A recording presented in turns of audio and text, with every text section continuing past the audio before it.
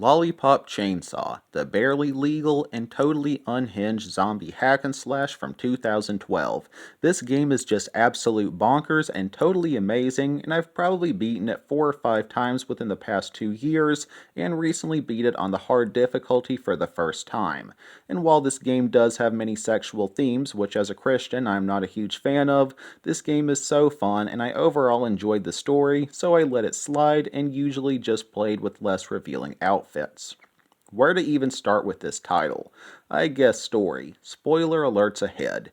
It is just totally nuts in a good way. A brief summary: chainsaw wielding cheerleader saves the world from a zombie apocalypse. But for a more in-depth summary, starting with the opening cutscene, which begins on the morning of the main character's 18th birthday, a zombie hunting high school cheerleader named Juliet Starling. Keep this number 18 in mind. From very early on, the game sets in a somewhat suggestive tone as you literally start the game seeing Juliet's naked silhouette as she wakes up in the morning. Barely legal point number 1. If this happened 12 hours before it did in game, she'd have been 17, and this game likely would have been banned in the US for that alone. For those who don't know, the age of consent in the US is 18 years of age. Anyways, the player is introduced to her family in the opening cutscene. Juliet's mom and dad, her big sister Cordelia, and her little sister Rosalind, who is 16, I think. I'm honestly surprised that ESRB allowed her costume, as you can literally see her butt at some points, especially if you choose to equip her outfit to play in-game. Moving on. Juliet proceeds to head to San Romero High School, but runs into zombies. So she whips her chainsaw out of her backpack, which is only half the size of her chainsaw, and starts slaying the undead while trying to rescue classmates, find her boyfriend Nick, and trying to figure out what is going on. In the end cutscene of the prologue, or first level, her boyfriend Nick saves Juliet from a surprise zombie attack, but gets bit. In an attempt to save his life before the zombie venom reaches his brain, Juliet cuts his head from his body and uses her zombie hunting knowledge to keep him alive as a head. Nothing more. Juliet then reveals to Nick that she's a zombie hunter and then straps his head to her belt and proceeds to attempt to locate Morikawa Sensei, her zombie hunter teacher. Now, we need to talk about this guy for a minute. Overall, he seems like a guy who genuinely has goodwill, but is a bit of a, how to put it, PEDO. Not sure if I'm allowed to say that word on YouTube, so I'll just spell it. We learn that he's been teaching Juliet for years, and remember, she just now turned 18 less than 24 hours ago. Juliet, innocently, tells Nick that Morikawa taught her how to pole dance and lap dance when she was under the age of 18, and comments that her sensei told her about zombie fighting underwear, which Juliet just happened to be wearing today, although sensei later tells Nick he liked seeing Juliet do cartwheels in the panties with the little teddy bears. And this guy is old. He's probably in at least his 50s at the youngest. Now, it's all put across on a comedic note, which is probably the only reason that ESRB allowed it, that or Warner Bros. Did some bribery, and it is implied on a couple occasions that Juliet is a virgin, so at least we know Morikawa never actually did anything to her in that regard. Anyways, after being reunited with her sensei, the three humans find Swan, the main villain who's a goth student at San Romero High, who's behind the zombie apocalypse happening on Earth as he's performing a ritual to open the gates of hell to destroy Earth. His motives are pretty petty. He got bullied at school and therefore decides to destroy the world. Really, bro? That's the best you got? Morikawa proceeds to jump into the ritual process in an attempt to stop it by brute force, although he's mortally wounded in his valiant but failed effort. Swan summons the Dark Purveyors, or the game's bosses, and Juliet proceeds to face off with Zed, the first boss of the game and my personal favorite boss. After defeating him, Juliet sends out a lollipop flare for her family, and Morikawa dies after giving Juliet her birthday present. Not a lot happens in the next level story-wise. Juliet meets up with her big sister Cordelia, who's also a zombie hunter. The whole family is actually. And Juliet defeats the second boss, Viking, who's a giant zombie Viking who plays the drums. Things do pick up a bit in the following level, though, as Rosalind is now a part of the game. She bought a school bus that's out of control and miraculously doesn't crash it, and is kidnapped by the hippie zombie boss Mariska, who Juliet proceeds to defeat in an attempt to free her sister, but is too late, as before Juliet can save her little sister, another boss, Josie, takes her hostage, and it's implied he's also a PEDO, and he forcefully comes into physical contact with Rosalind. He doesn't do anything really bad, thankfully, just some unwelcomed pawing, and is one of the reasons he's my least favorite boss. I don't like his fight, and he's a horrible person. Back to the story, Juliet meets up with her dad and they devise a plan how to save Rosalind from Josie and are successful.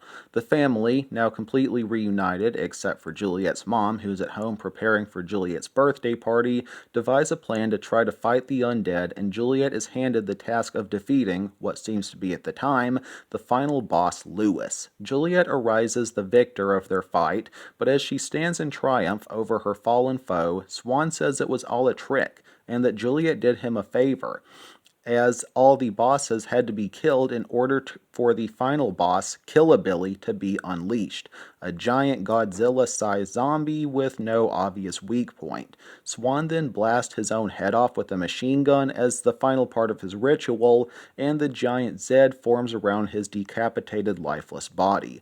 While trying to figure out what to do, Morikawa calls Juliet on her chainsaw phone from death. Yes, her chainsaw has a phone attached to it, and tells her what she needs to do, saying that a hole will be created in Killabilly's body, and Juliet must enter Killabilly and place Nick's head on Swan's body, which is connected to the heart, and Nick must send a message throughout the body of Killabilly telling it to self-destruct.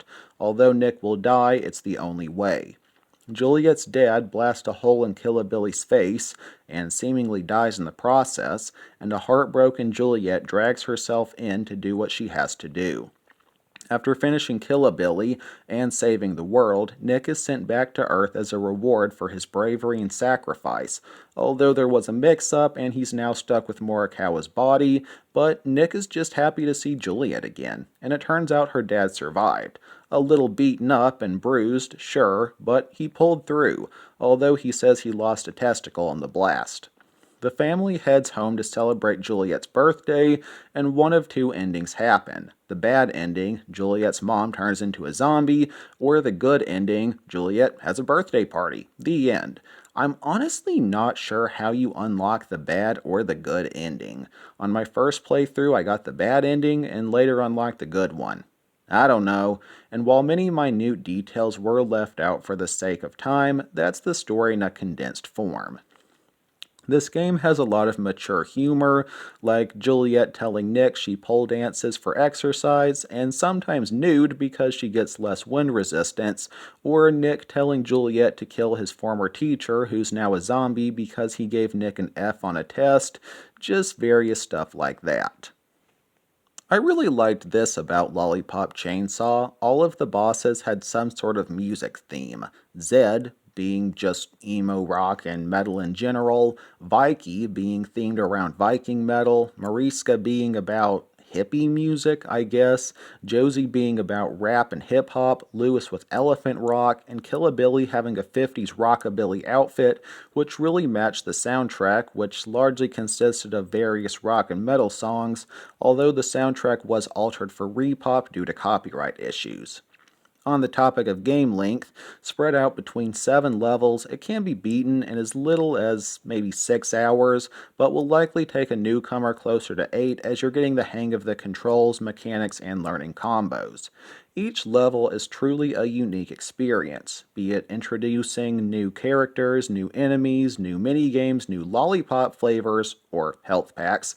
It's really just a game that always found a way to keep things fresh. Like the prologue introduced saving fellow classmates from the undead with money as a reward alongside an achievement, the second level introduced pole spinning and zombie basketball, The third level introduced the Chainsaw Blaster, or the gun. The fourth level had mini games where you killed zombies at a farm with a combine and a giant zombie chicken robot mini boss. The fifth level had several various mini games, including a Pac-Man spin-off, and my bane of this game, the dreaded Gondolin mini game. The sixth level had a really cool boss, and the seventh level held the final boss Killabilly. So yeah, this game was just really creative and always found some way to stay fresh.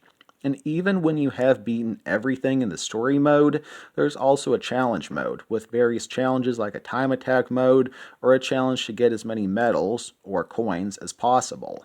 Discussing combat, this game is just really great, although some of this game's flaws did show a bit more on the hard difficulty, which I'll get into.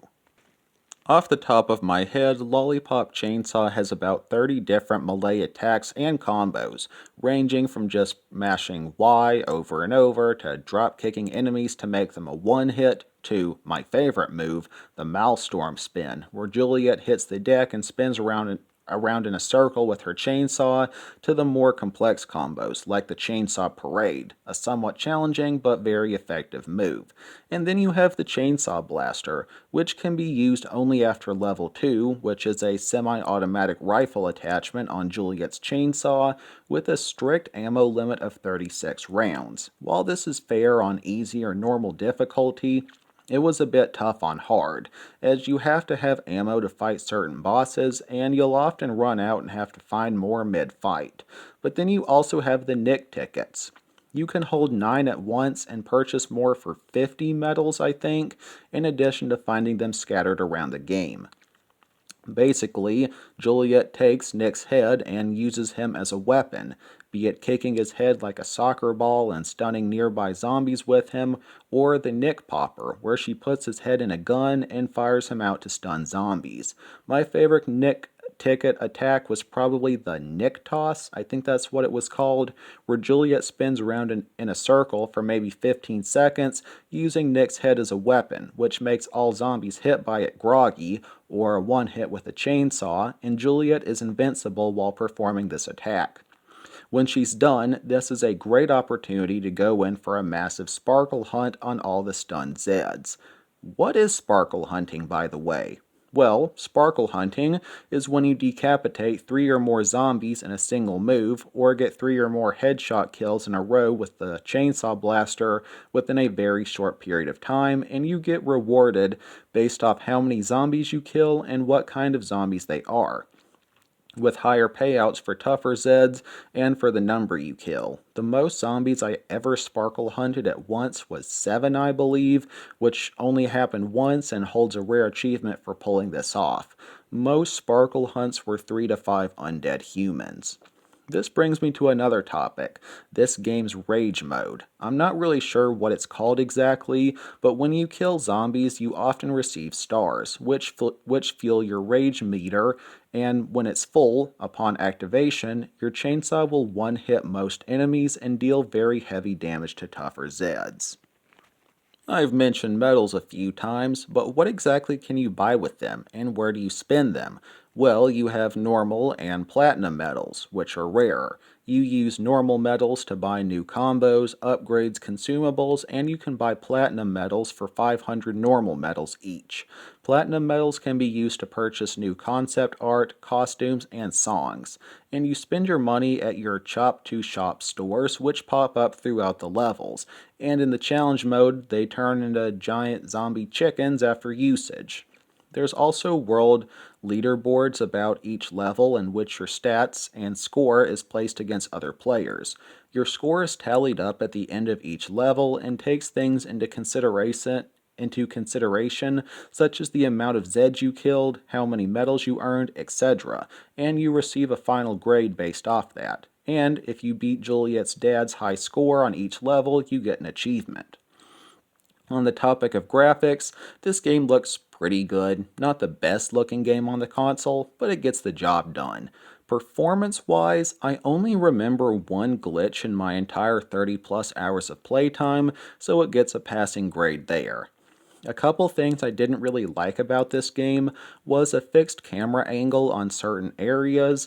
Not really sure why this was a thing, and I could never really figure out how to get the custom soundtrack to work. But overall, Lollipop Chainsaw is a very enjoyable game, but is certainly not for kids, and I'm somewhat surprised this game's pitch didn't receive an AO rating. But I think overall this title deserves a 9.5 out of 10. I have previously reviewed this game on my channel in a short 3-minute video, and in a short I gave it a lower grade, but I've learned to enjoy it more as I got better and made more progress, and I can honestly say it holds the best combat of any hack and slash I've played up to this point in my gaming journey.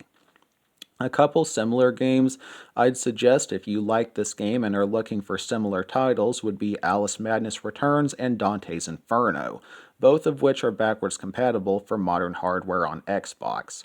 And I do hope to review Repop someday, or the recent modern hardware port of Lollipop Chainsaw, but it is currently not within my budget sadly. I'd honestly say that Lollipop Chainsaw is a great example of creative risks that more game companies used to be willing to make, and I highly doubt we'll ever see another game like this ever again. But anyways, tell me what you thought of my review and what you think of this game down in the comments. And for any newcomers to my channel, I mostly play, review, and discuss zombie and horror games, so maybe feel free to check out some of my other content if that sounds interesting. Thanks for watching. Always remember that Jesus loves you all very much.